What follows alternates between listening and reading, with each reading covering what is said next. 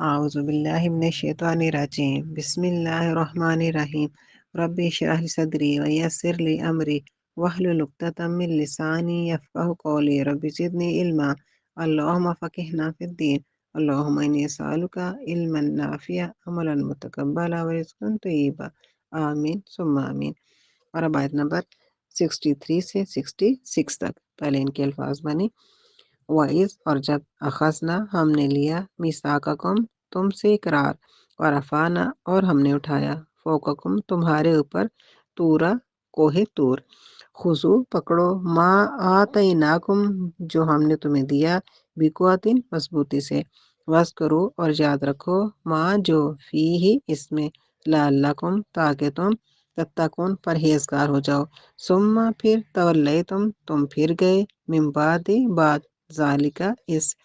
فلولا پس اگر نہ فضل اللہ فضل اللہ علیکم تم پر ورحمتہ اور اس کی رحمت لکم تم تھے من الخاسرین نقصان اٹھانے والوں میں سے وَلَقَدْ اور البتہ علمتم تم نے جان لیا الذین جنہوں نے اعتدوا زیادتی کی منکم تم سے فی السبت ہفتہ کے دن میں فقلنا تب ہم نے کہا لہم ان سے کونو تم ہو جاؤ قرادتاً بندر خاسئین ذلیل فجعلناہا پھر ہم نے اسے بنایا نکالا عبرت لما بین یدیہا سامنے والوں کے لیے وما اور جو خلفہا اس کے پیچھے وموعظۃ اور نصیحت للمتقین پرہیزگاروں کے لیے۔ اور آپ ان آیات کا ترجمہ دیکھتے ہیں۔ اور جب ہم نے تم سے اقرار لیا اور ہم نے تمہارے اوپر کوہ طور اٹھایا جو ہم نے تمہیں دیا ہے وہ مضبوطی سے پکڑو اور جو اس میں ہے اسے یاد رکھو تاکہ تم پرہیزگار ہو جاؤ۔ پھر اس کے بعد تم پھر گئے پس اگر اللہ کا فضل نہ ہوتا تم پر اور اس کی رحمت تو تم نقصان اٹھانے والوں میں سے تھے۔ اور البتہ تم نے ان لوگوں کو جان لیا جنہوں نے تم میں سے ہفتہ کے دن میں زیادتی کی تھی تب ہم نے ان سے کہا تم ذلیل بندر ہو جاؤ۔ پھر ہم نے اسے سامنے والوں کے لیے اور پیچھے آنے والوں کے لیے عبرت بنایا اور نصیحت پرہیزگاروں کے لیے۔ اور اب ہم آیت نمبر 63 کی تفسیر کو دیکھتے ہیں۔ یہاں پر اللہ تعالیٰ نے لفظ از استعمال کیا ہے اور ہم دیکھتے ہیں کہ جب بھی بنو اسرائیل کی کوئی بات ہوتی ہے تو ان کی بات ہمیشہ اللہ تعالیٰ نے اس سے شروع کی ہے۔ اس کا مطلب ہوتا ہے کسی پرانی بات کو کسی واقعے کو یاد کروانا۔ تو یہ قوم چونکہ بہت ہی نافرمان تھی، اللہ تعالیٰ کے حکموں کو توڑتی تھی، اپنے نبی کی نافرمان تھی، تو اس لیے بار بار انہیں پچھلے واقعات یاد کروائے جا رہے ہیں۔ انہیں بتایا جا رہا ہے کہ دیکھو تمہارے آباء و اجداد نے یہ غلطیاں کی، اللہ کے حکموں کو توڑا، اپنے نبی کی نافرمانی کی تو ان کے اوپر یہ مصیبت یہ پریشانی آئی، تو لہٰذا تم یہ کام نہ کرو، تم اللہ تعالیٰ کے حکموں کو نہ توڑو۔ اور ان کے حوالے سے پھر مسلمانوں کو بھی یاد کرایا جا رہا ہے کہ دیکھو انہوں نے یہ سارے کام کیے تھے لہٰذا تم اس طرح کے کام نہ کرنا۔ اب ہم دیکھتے ہیں کہ یہ واقعہ اصل میں تھا کیا۔ تو جب حضرت موسیٰ علیہ السلام اللہ تعالیٰ کا پیغام تورات کی صورت میں لے کے آئے، اپنی قوم کے لیے ایک کتاب ہدایت اور شریعت اللہ تعالیٰ سے لے کے آئے، تو بنو اسرائیل نے جب دیکھا کہ اس کے بعض احکام تو بہت سخت ہیں تو ان کو ماننے کو ان کا دل نہ چاہا، اپنی مرضیوں کو چھوڑنا پڑتا تھا، تو اس لیے اسے بچنے کے لیے انہوں نے ہیلے بہانے شروع کر دیے۔ تو پہلے تو انہوں نے کہا کہ اللہ تعالیٰ ہم سے خود کہے کہ تورات پر عمل کرنا ضروری ہے تو تم عمل کرو تو پھر ہم اس پر عمل کریں گے۔ تو یہ جو ان کی بات تھی بالکل ہی نامعقول اور عقل سے ہٹی ہوئی اور بد اخلاقی والی تھی، لیکن اس کے باوجود ان کی اس بات کو پورا کرنے کے لیے، ان کے اوپر حجت تمام کرنے کے لیے حضرت موسیٰ علیہ السلام 70 آدمیوں کو منتخب کر کے اپنے ساتھ کوہ طور پر لے کے گئے، تو جن کو اللہ تعالیٰ نے براہ راست تورات پر عمل کرنے کا حکم دیا۔ لیکن جب یہ لوگ واپس آئے تو انہوں نے اپنی قوم کے سامنے یہ تو کہہ دیا کہ اللہ تعالیٰ نے یہ کتاب بھیجی ہے اور حضرت موسیٰ علیہ السلام جو ہے نا وہ اس کتاب کو اللہ تعالیٰ سے لے کے آئے، احکامات کو لے کے آئے، لیکن ساتھ ہی انہوں نے اپنی طرف سے یہ بھی کہہ دیا کہ اللہ تعالیٰ نے یہ بھی کہا ہے کہ جتنا تم سے ہو سکے اتنا تم اس پر عمل کر لو، اتنا تم ان احکامات کو مان لو، اور جو تم سے نہ ہو سکے تو وہ ہم معاف کر دیں گے۔ تو رات کے جس حکم کو بھی انہیں لگتا کہ یہ مشکل ہے تو یہ اس پر عمل کرنے سے جو ہے نا ہمیں اپنی مرضیاں چھوڑنی پڑیں گی، تو پھر وہ بہانہ تراش لیتے کہ یہ اللہ تعالیٰ نے ہمیں چھوٹ دی ہے کہ اس کو جو ہے نا جتنا چاہو عمل کرو، جتنا چاہو تو چھوڑ دو، اللہ تعالیٰ معاف فرما دیں گے۔ تو اس طرح انہوں نے ہیلے بہانے کر کے تورات کے حکموں کو ایک ایک کر کے ایسا ایسا توڑنا شروع کر دیا، چھوڑنا شروع کر دیا، اور اپنی مرضی کے جو ہے نا من مانے جو ہے نا فیصلے وہ کرنے شروع کر دیے۔ تو اس موقع پر اللہ تعالیٰ نے کوہ طور کو ان کے سروں کے اوپر بلند کیا۔ تو ان کو پھر کہا گیا کہ تورات کے تمام احکامات کو مانو، اور منو ان مانو جیسے اس میں موجود ہے ایسے ہی مانو۔ اگر تم نے ایسا نہ کیا تو پھر اس پہاڑ کو تمہارے اوپر گرا دیا جائے گا۔ تو جب یہ اب دیکھیں ایک پہاڑ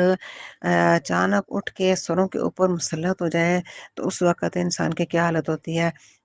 انسان خوف کا کیا عالم ہوگا۔ اب جب زلزلہ آتا ہے تو اس وقت ہمیں صرف چیزیں ہلتی ہی نظر آتی ہیں، ہمارے اوپر کچھ گر تو نہیں رہا ہوتا۔ جب ہمیں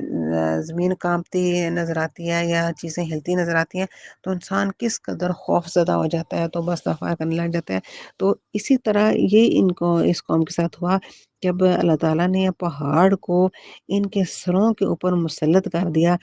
اور وہ بھی اس طرح سے کہ ان کے سروں کے اوپر زور زور سے ہلایا گیا پہاڑ کو، کہ جیسے زلزلہ ہو گیا ہو، جیسے ابھی ان کے سروں کے اوپر گر جائے گا۔ تو جب یہ صورتحال ان لوگوں نے دیکھی تو یہ لوگ ڈر گئے، تو پھر انہوں نے کہا کہ ہم اس کو مانتے ہیں۔ اس وقت انہوں نے اللہ تعالیٰ کے حکموں کو قبول کر لیا۔ تو یہاں سے ہمیں یہ پتہ چلتا ہے کہ کسی بات کو منوانے کے لیے زبردستی کی جا سکتی ہے۔ تو اب کسی کو، جیسے عام طور پہ لوگ کہتے ہیں کہ دین میں جبر نہیں ہے، تو دین میں جبر نہیں ہے، تو کلمہ پڑھانے کے لیے کسی کے اوپر جبر نہیں کی جا سکتی، کسی کو مسلمان کرنے کے لیے زبردستی جو ہے نا اس کو کلمہ نہیں پڑھایا جا سکتا مسلمانی۔ لیکن جب کوئی اپنی مرضی سے ہوش و حواس سے صحیح رستے کو دیکھ کے پہچان کے قبول کر لے، اور غلط رستے کو صحیح رستے کو اس کی سمجھ آ جائے، اس کے بعد پھر دوبارہ اگر وہ پلٹنا چاہے اور دوبارہ گڑھے میں گرنا چاہے تو پھر اس کو روکنے کے لیے اس کے اوپر سختی کی جا سکتی ہے، اس کو زبردستی روکا جا سکتا ہے، سمجھایا جا سکتا ہے۔ اگر آرام سے نہ مانے تو جیسے اللہ تعالیٰ نے کیا اس کو اس طریقے سے بھی مجبور کیا جا سکتا ہے۔ تو جیسے ایک شخص آنکھیں رکھنے کے باوجود آنکھیں بند کر کے چلے تو دیکھنے والے کو لگے دوسرے انسان کو کہ یہ اب کہیں ٹکر کھائے گا، کہیں ٹھوکر کھائے گا، کسی میں ٹکرائے گا، تو یا خود چوٹ کھائے گا یا دوسرے کو کسی کو جو ہے نا نقصان پہنچائے گا، تو اس صورت میں اس شخص کو ڈانٹا جا سکتا ہے، زبردستی اس کو آنکھیں کھولنے پر مجبور کیا جا سکتا ہے۔ اسی طرح یہ لوگ صحیح راستے کو دیکھنے کے باوجود، صحیح غلط کو جاننے کے باوجود، اللہ تعالیٰ کے حکموں کو سمجھنے کے بعد، صحیح جاننے کے بعد، انہوں نے صرف اور صرف دنیاوی لالچ میں، دنیا کو حاصل کرنے کے لیے، اپنی مرضی کی زندگی گزارنے کے لیے انہوں نے اللہ تعالیٰ کے حکموں کو نظر انداز کیا، اور ان کو توڑنا سے اللہ کے حکموں کو توڑا، نظر انداز کیا، بلکہ ان میں اپنی مرضیاں کرنی شروع کر دی، رد و بدل شروع کر دی۔ تو فرمایا کہ اللہ تعالیٰ نے جیسے تمہیں حکم دیا ان کو ویسے ہی مانو، اللہ تعالیٰ کے حکموں کو، سارے کے سارے حکموں کو مانو، اور ان کو جس طرح سے نازل کیا گیا ایسے ہی مانا، ورنہ تو پھر یہ پہاڑ تمہارے اوپر گرا دیا جائے گا اور تم سب کو اس میں کچل دیا جائے گا۔ تو جب ان کو یہ گمان ہوا کہ پہاڑ واقعی ہمارے اوپر گر جائے گا تو پھر انہوں نے اللہ تعالیٰ کے حکموں کو ڈر سے مان لیا۔ تو یہاں پہ ہمیں یہ جو آیت ہے یہ سبق سکھاتی ہے کہ اللہ تعالیٰ کے حکموں کو ماننے کے لیے ہمارے لیے تقوی بہت ضروری ہے، اور تقوی کے لیے اللہ تعالیٰ سے ڈر بہت ضروری ہے، اور تقوی اور ڈر پیدا کرنے کے لیے کتاب سے تعلق بہت ضروری ہے۔ تو کتاب سے جب انسان کا تعلق ہوگا، جب اس کو بار بار پڑھا جائے گا، جیسے کہا گیا کہ کتاب اللہ کو بار بار پڑھو، بار بار پڑھو، اللہ کا ذکر کرو، تو جب بار بار کسی چیز کو پڑھ جاتا ہے تو وہ ذہن میں رہتی ہے، یاد رہتی ہے، پھر انسان جب غلط کام کرنے لگتا ہے تو فوراً اس کے ذہن میں ہوتا ہے کہ اللہ تعالیٰ نے یہ حکم دیا تھا، یہ میں کام نہیں کروں گا، یا اس کو چھوڑ دوں گا، غلط کروں گا تو اس کا یہ نقصان ہوگا۔ تو اس لیے تقوی کے لیے کتاب سے تعلق ضروری ہے، کتاب کے ساتھ جڑنا ضروری ہے، کتاب کے اوپر عمل کرنا ضروری، تاکہ انسان کے دل میں اللہ تعالیٰ کا ڈر رہے۔ اللہ تعالیٰ بار بار فرماتے ہیں کہ تقوی اختیار کرو، تقوی اختیار کرو۔ تو تقوی ہے کیا؟ تقوی ہے اللہ تعالیٰ کا ڈر۔ تو اللہ تعالیٰ کا ڈر کیسے پیدا ہوتا ہے؟ جب انسان کو اللہ تعالیٰ کے حکم جو ہے یاد رہے کہ نافرمانی پر ہمیں یہ سزا ملے گی، تو پھر انسان جو ہے وہ فرما برداری کی طرف آتا ہے۔ تو اس قوم کے ساتھ ہوا کیا تھا؟ جب ایک نسل اپنی ذمہ داری پوری نہیں کرتی، اگلی نسل کو جو ہے نا، آنے والی نسل تک اللہ تعالیٰ کا حکم نہیں پہنچاتی، تو پھر کیا ہوتا ہے؟ آہستہ آہستہ ہر آنے والی نسل جو ہے وہ زیادہ سے زیادہ نافرمان ہوتی جاتی ہے، اور کتاب سے دور ہوتی جاتی ہے، کتاب سے ناواقفیت کی وجہ سے وہ اپنی مرضیوں کی زندگی گزارتی رہتی ہے۔ اس لیے ہر نسل کا یہ فرض ہے کہ وہ اپنی ذمہ داری پوری کرے اور آنے والی نسلوں تک اللہ تعالیٰ کا پیغام پہنچائے، اللہ تعالیٰ کے حکموں کو پہنچائے کہ اللہ تعالیٰ نے یہ کام کرنے کے لیے کہا ہے اور اس کام سے منع کیا۔ تو اس کے لیے سب سے پہلے تو خود عمل کرے، خود عمل کرے، اور پھر اپنے عمل سے بھی دوسروں کو صحیح راستہ بتائے، اور اپنے زبان سے بھی، کیونکہ کہا گیا ہے کہ اس کو پڑھ کے بھی سناؤ، اللہ تعالیٰ کے حکموں کو بھی سناؤ، تو اور عمل بھی کرو۔ جب عمل کیا جائے گا تو دیکھ دیکھ کے آنے والی نسلیں جو عمل کریں گی، اور جب پڑھ کے سنایا جائے گا، بتایا جائے گا، سمجھایا جائے گا، تو پھر وہ یہ نا اس کے پھر انہیں حکموں کا پتہ چلے گا، اللہ کے حکموں کا پتہ چلے گا، اللہ تعالیٰ کا ڈر پیدا ہوگا، تو عمل کی طرف پلٹیں گے۔ اب یہاں پہ ان کا ایک اور واقعہ جو ہے وہ یاد کر جا رہا ہے اس قوم کا، کہ یہ قوم کیا کرتی تھی، اللہ تعالیٰ کی نافرمانیاں کیسے کرتی تھی، کہ فرماتے ہیں کہ کچھ عرصہ گزرنے کے بعد یہ قوم پھر اس سے پلٹ گئی، اللہ تعالیٰ کے اس حکم کو اس نے چھوڑ دیا۔ فرماتے ہیں کہ تم ثم تولیتم من بعد ذلک، اس کے بعد تم نے پھر اللہ کے حکموں سے نافرمانی کی۔ تو اب یہ تو نہیں کہ بار بار اللہ تعالیٰ ان کے اوپر پہاڑ کو مسلط کرتے کہ دیکھو پہاڑ آ رہا ہے ورنہ ہٹ جاؤ، یہ چیز جب بار بار چیز کی جاتی تو اس کا پھر ڈر خوف دل سے نکل جاتا ہے۔ تو فرماتے ہیں کہ دوبارہ ان کے اوپر پہاڑ مسلط نہیں کیا گیا، تو بلکہ ان کو بار بار جب ان کو سمجھایا گیا، تو اللہ تعالیٰ فرماتے ہیں کہ یہ اللہ تعالیٰ جب اللہ تعالیٰ نے تمہیں تمہارا پہاڑ تمہارے سروں سے ہٹایا اور تمہیں اللہ تعالیٰ نے بچایا، تو یہ اللہ تعالیٰ کا فضل تھا، کیونکہ نافرمان تو تھی یہ قوم، لیکن اللہ تعالیٰ نے پھر جب اس وقت انہوں نے اللہ تعالیٰ سے معافی تلافی کی، تو کہ ہم اس پر عمل کریں گے، تو اللہ تعالیٰ نے پھر پہاڑ کو ان کے سروں سے ہٹا دیا۔ فرماتے ہیں کہ اگر ایسا نہ ہوتا، پہاڑ کو نہ ہٹایا جاتا اور ان کی نافرمانی کے ساتھ ہی ان کو مار دیا جاتا، تو جب وہ نافرمانی کی موت مرتے تو یقیناً سیدھے جہنم میں جاتے، جہنم کا ایندھن بنتے۔ تو اللہ تعالیٰ فرماتے ہیں کہ یہ اللہ تعالیٰ کا بہت بڑا فضل تھا کہ اللہ تعالیٰ نے تمہیں معاف کر دیا اتنی بڑی نافرمانی کے بعد، اور تمہارے اوپر اللہ تعالیٰ نے اپنا کرم کیا، رحمت نازل کی، اور تمہیں نقصان سے بچا لیا، تمہیں نقصان اٹھانے والوں میں سے بچا لیا، کہ تم اللہ تعالیٰ کی نافرمانی کی موت نہیں مرے۔ تو یہ اللہ تعالیٰ کی بہت بڑی کرم نوازی تھی۔ لیکن اس کے بعد کیا ہوا کہ تم نے پھر ایک اور ان کا واقعہ یاد رہ جا رہا ہے کہ اس قوم نے ایک اور نافرمانی کی، انہوں نے کی کہ یہودیوں کے لیے جو ہفتے کا دن تھا وہ محترم تھا، انہیں کہا گیا تھا کہ تم نے اس دن کوئی کام نہیں کرنا، تو صرف اور صرف تم نے عبادت کرنی ہے، کوئی کاروبار نہیں کرنا۔ ان کو سختی سے ہفتے والے دن پورا دن، ہفتے کا پورا دن کے لیے عبادت کے لیے مخصوص تھا، ہفتے میں ایک دن یعنی کہ ہفتے کا دن، اور اس دن انہیں کوئی بات تجارت کرنے کی، کاروبار کرنے کی، کسی کام کی اجازت نہیں تھی۔ تو یہ لوگ شروع میں اس حکم پر عمل کرتے رہے، تو لیکن پھر کیا ہوا کہ آہستہ آہستہ وہ اس حکم سے بھی دور ہو گئے، اور انہوں نے اللہ تعالیٰ کے حکم کو توڑنا شروع کر دیا، اور ہفتے کے دن انہوں نے جو ہے نا وہ تجارت بھی شروع کر دی اور سارے کاروبار کو شروع کر دیا۔ اور یہ جو واقعہ ہے یہ اس وقت کا ہے کہ جب یہودیوں کو کہا گیا تھا کہ تم نے ہفتے کے دن تم نے کاروبار نہیں کرنا، تو انہوں نے کیا کیا، ان کے کچھ لوگ تھے جو کہ سمندر کی سائڈ پہ رہتے تھے، اور وہ مچھلیاں پکڑا کرتے تھے، مچھلیاں پکڑنا جو تھا یہ ان کا پیشہ تھا۔ تو ہفتے کے دن وہ کیا کرتے کہ کوئی کام نہ کرتے، ہفتے سے ایک دن پہلے جمعے والے دن جال ڈال دیتے دریا میں، تو ہفتے والے دن جو ہے نا وہ نہ پکڑتے، لیکن اتوار والے دن کیا کرتے کہ وہ مچھلیاں پکڑنے شروع کر دے۔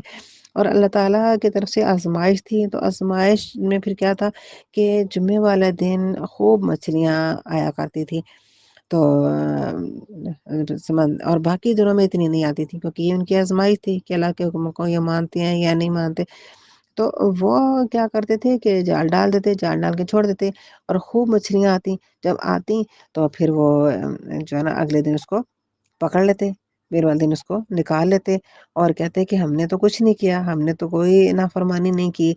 تو یہ تھا، یہ بھی ہیلا تھا۔ تو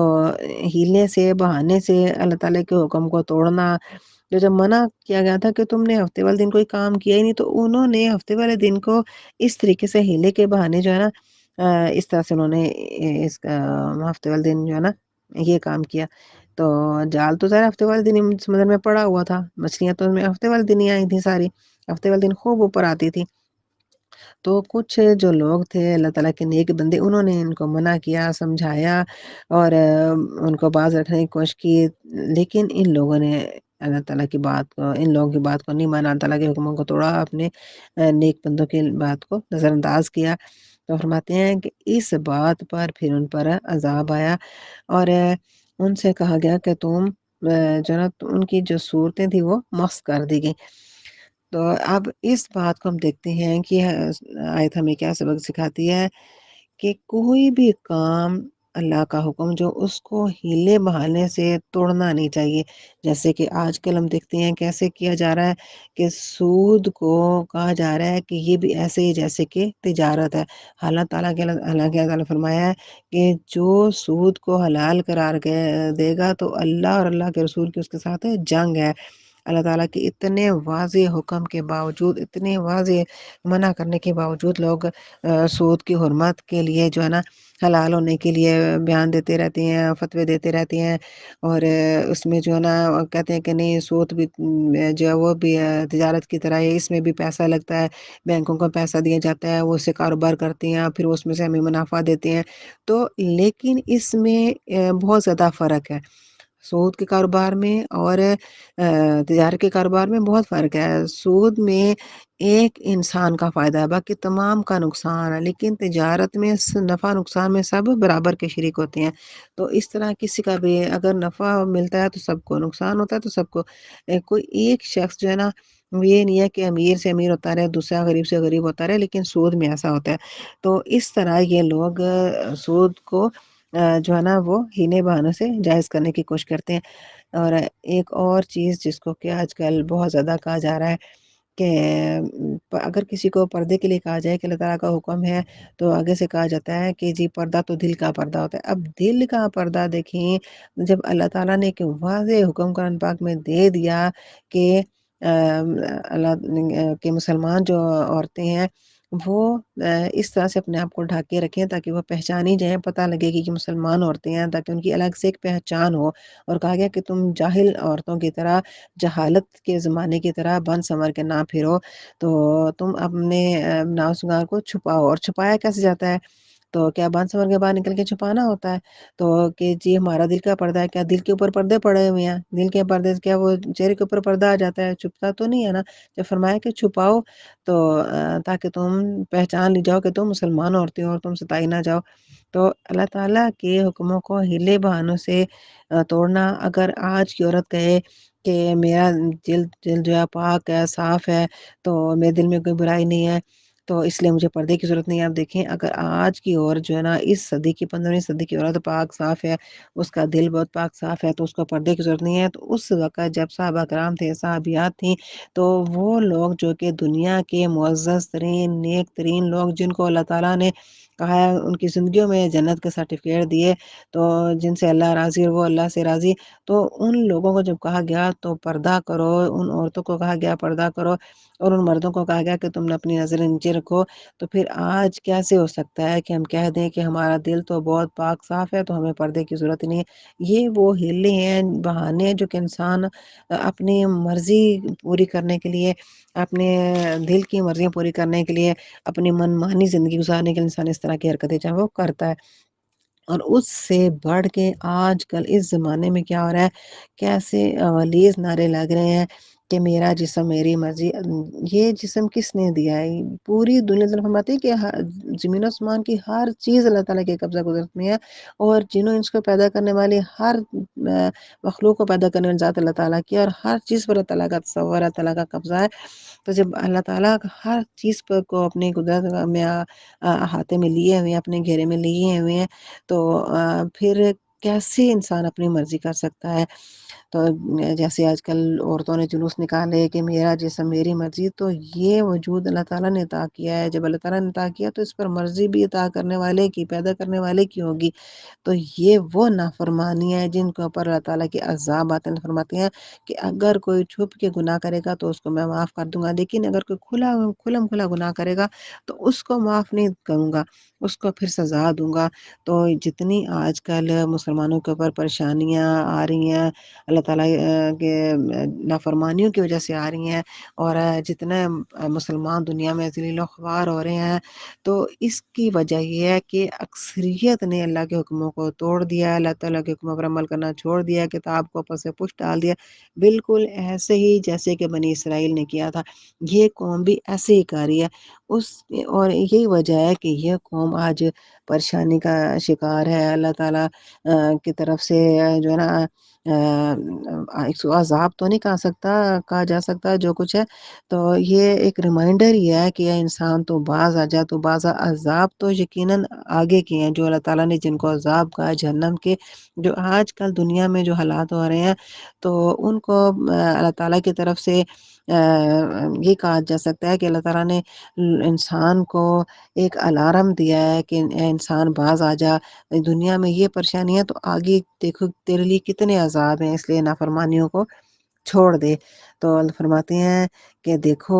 جنہوں نے اللہ تعالیٰ کی نافرمانیاں کی تو ان کے اوپر کیسے کیسے عذاب آئے۔ اور یہاں پہ ایک اور واقعہ یاد کرایا جا رہا ہے کہ جب اللہ تعالیٰ نے فرمایا تھا کہ اللہ تعالیٰ کے حکموں کو مانو، جب اللہ تعالیٰ کے حکموں کو توڑا تو پھر کیا ہوا؟ اللہ تعالیٰ نے فرمایا کہ تم بندر بن جاؤ، اور جب اللہ تعالیٰ کی نافرمانی کی اور اللہ تعالیٰ کی بات کو ہیلوں بہانوں سے اڑا دیا، تو پھر کیا ہوا کہ اللہ تعالیٰ نے ان لوگوں کو جنہوں نے نافرمانی کی، ہفتے کے دن کی بغاوت کی، اللہ تعالیٰ کے حکم کی، تو پھر ان کی صورتیں مس کر دی کہ ان کو بندر بنا دیا گیا۔ تو فرمایا کہ تم بن جاؤ بندر۔ تو بندر بھی جب کہا گیا بن جاؤ تو کیسے بن جاؤ؟ بندر بن جاؤ تم ذلیل بندر بن جاؤ، قردۃ خاسین، بندر بن جاؤ ذلیل۔ تو کیسی ذلت والی جو ہے نا، دیکھو اللہ تعالیٰ نے ان کو سزا دی، تو یہ ایک سزا ہے۔ عذاب جو ہے وہ تو آخرت کے ہیں، جہنم میں جو ملیں گے، یہ سزائیں ہیں صرف اس لیے تاکہ انسان جو ہے نا وہ اللہ تعالیٰ کے حکموں پر عمل کرے اور نافرمانیاں چھوڑ دے۔ تو یہ ریمائنڈر ہوتے ہیں، یہ اللہ تعالیٰ کی طرف سے الارم ہوتے ہیں انسان کو سدھارنے کے لیے، غلط راستے سے روکنے کے لیے۔ تو اللہ فرماتے ہیں کہ دیکھو پھر اللہ تعالیٰ نے کہا کہ تم بندر بن جاؤ، ذلیل بندر بن جاؤ، اور ان لوگوں کو بندر بنا دیا۔ اور یہ جو ان کو بندر بنانے کا واقعہ ہے، تو یہ وہ لوگ حقیقتاً بندر بن گئے تھے۔ بعض لوگوں نے کہا ہے کہ جو نا وہ جسمانی طور پر وہ بندر نہیں بنے تھے، صرف ان کی حرکتیں بندروں جیسی تھی، نہیں، لیکن وہ لوگ حقیقتاً بندر بن کی شکلیں جو تھی بندروں جیسی تھی، ان کی جسمانی ساخت ساری بندروں جیسی تھی، لیکن ان کی جو ان کے جو دماغ ہے، ان کی جو سوچ ہے، اس کو ویسے ہی رہنے دیا گیا تھا، تو تاکہ ان کو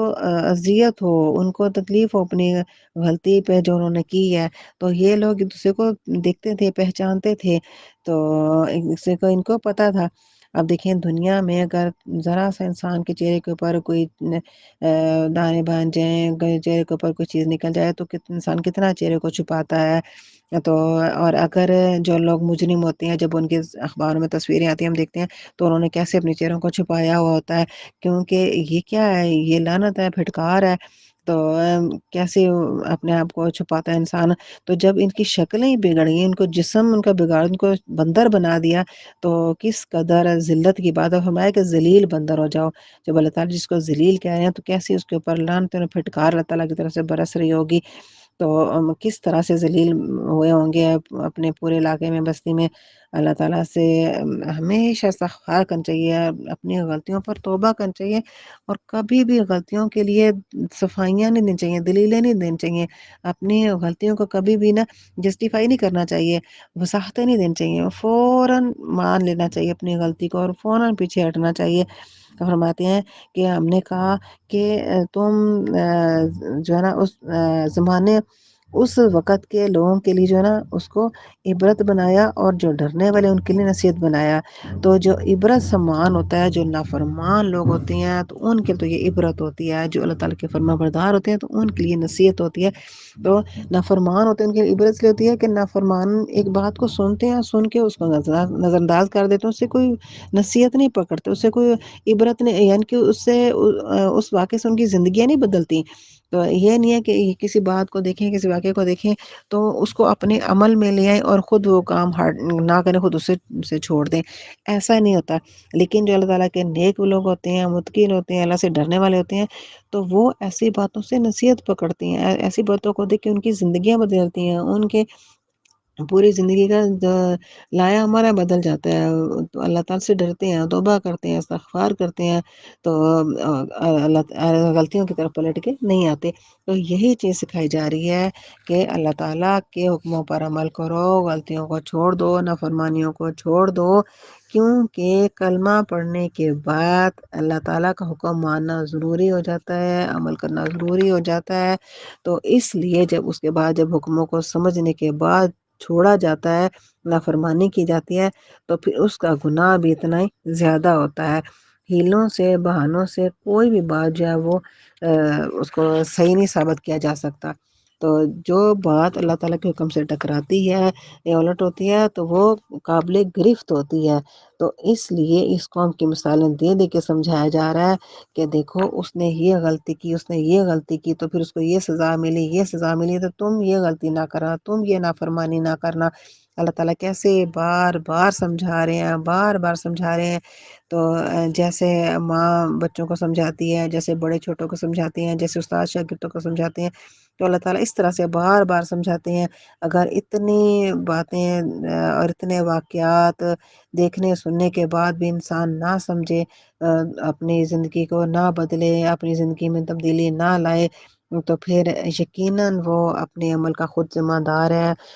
وہ سزا کا ذمہ دار ہے، سزا کا حقدار ہے۔ اللہ تعالیٰ ہم سب کو عمل کرنے کی توفیق دے، اللہ تعالیٰ ہم سب کو حکموں کو ماننے کی توفیق دے، اللہ تعالیٰ ہم سب کو اپنی غلطیوں کو دور کرنے کی توفیق دیں، ہم اپنی غلطیوں کو سمجھیں اور ان سے رجوع کریں اور پلٹیں۔ آمین ثم